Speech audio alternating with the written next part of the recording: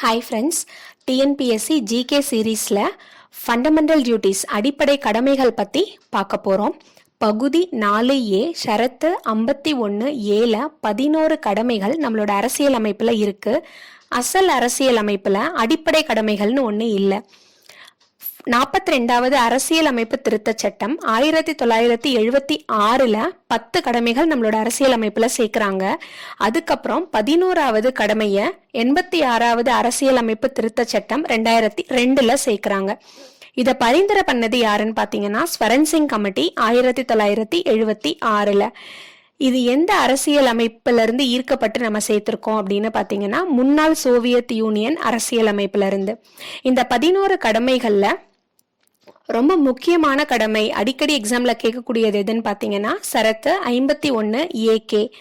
அது என்ன சொல்லுதுன்னா 6 முதல் 14 வயதுக்கு உட்பட்ட குழந்தைகளுக்கு கல்வி கற்பதற்கான வாய்ப்பை பெற்றோர் அப்படி இல்லைன்னா பாதுகாவலர்கள் ஏற்படுத்தி கொடுக்கணும் அப்படிங்கிறது தான் பேசுது. தேங்க்யூ.